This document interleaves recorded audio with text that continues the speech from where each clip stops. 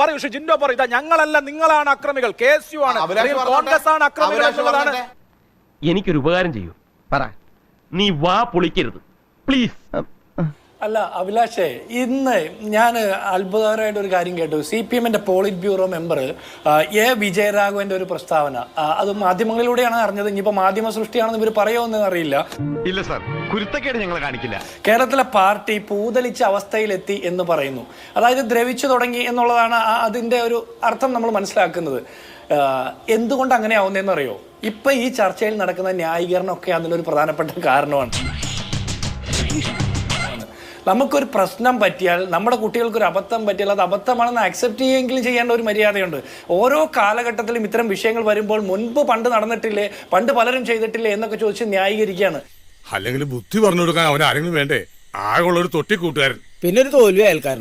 ഇവിടെ SFI CPM-ന്റെ പ്രതിച്ഛായ മോശമാക്കി എന്ന് MP ഗോവിന്ദൻ എന്ന് പറയുന്ന CPM-ന്റെ സംസ്ഥാന സെക്രട്ടറി സ്റ്റേറ്റ്മെന്റ് ഉണ്ട്. അതിനെ ഖണ്ഡിക്കാൻ ഈ പറഞ്ഞ സജീഷിന് സാധിക്കോ? ചെറിയ വട കൊടുത്ത് വലിയ വട വാങ്ങിച്ചു. ബിനോയ് വിശ്വം ഇടതുപക്ഷത്തിന്റെ അർത്ഥമറിയാത്തവരാണ് കേരളത്തിലെ SFI-ക്കാർ എന്ന് പറഞ്ഞത് ഏതെങ്കിലും മാധ്യമ സൃഷ്ടി വിശ്വസിച്ചുകൊണ്ട് പറയുന്നതാണ്. കൂടുതൽ കൂലങ്കഷമായിട്ടുള്ള പഠനത്തിൽ അദ്ദേഹത്തിന്റെ കാഴ്ചപ്പാട് മാറുമെന്നാണ് സജീഷ് പറയുന്നത്. എങ്കിൽ ജനയുഗം എഴുതിയിട്ടുണ്ട് ഫാസിസ്റ്റ് കഴുക കൂട്ടങ്ങളാണ് SFI എന്ന്. അത് ഇതേവരെ തിരുത്തിയതായിട്ട് കാണുന്നില്ല. നിങ്ങൾക്കൊന്നും തിരുത്താൻ പാടില്ലായിരുന്നോ? ഞാൻ ചോദിക്കട്ടെ, SFI-യുടെ അഖിലേന്ത്യാ കമ്മിറ്റി നേതാവ് ഹസൻ മുബാറക്ക് ചാലക്കുടിയിലെ SI-നെ തെരുവ് പട്ടിയെ പോലെ തല്ലും എന്ന് പറഞ്ഞത് ന്യായീകരിക്കാവുന്ന ഒരു മാതൃകയാണോ? കൊയിലാണ്ടി കോളേജിലെ SFI നേതാവ് പ്രസംഗിച്ചതിനെ കുറിച്ച് താങ്കൾ ന്യായീകരിക്കുന്നു എന്നൊക്കെ പറയുന്നു. ഞാൻ ചോദിക്കട്ടെ, സജീഷ് ഈ ചർച്ചയിൽ ന്യായീകരിച്ചു. പക്ഷെ SFI-യുടെ സംസ്ഥാന സെക്രട്ടറി ആർഷോ ആരാണെന്ന് ഞാൻ പറയണ്ടല്ലോ. ആ ആർഷ പോലും ഇന്നലെ മറ്റൊരു ചർച്ചയിൽ പറയുന്നത് ഞാൻ കേട്ടു.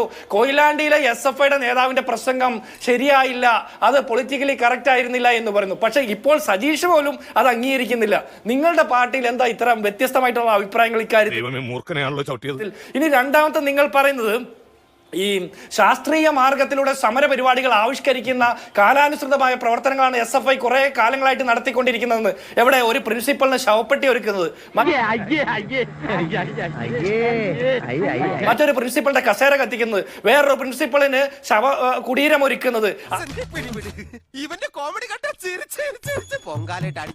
അതിനെ ഇൻസ്റ്റലേഷൻ ആട്ടുന്ന MA ബേബിയെ പോലുള്ള ആളുകൾ പുകഴ്ത്തിപ്പാടുന്നത്, 21 അധ്യാപകരെ മുറിയിൽ പൂട്ടിയിട്ട് ലൈറ്റ് ഓഫ് ചെയ്യുന്നത്, അതിൽ നിന്ന് രക്ഷപ്പെടാൻ ശ്രമിക്കുന്ന അധ്യാപികയുടെ കൈ പിടിച്ച് തിരിക്കുന്നത്, ASF വനിതാ നേതാവിന്റെ പുറത്ത് ചവിട്ടിയിട്ട് തന്തയില്ലാത്ത മക്കളെ പ്രസവിപ്പിക്കാൻ വേണ്ടി എന്ന് പറഞ്ഞ് ജാതി അധിക്ഷേപം നടത്തുന്ന SFI-യുടെ സംസ്ഥാന സെക്രട്ടറിയുടെ പരസ്യമായിട്ടുള്ള ദൃശ്യങ്ങൾ പുറത്തു വരുന്നത്.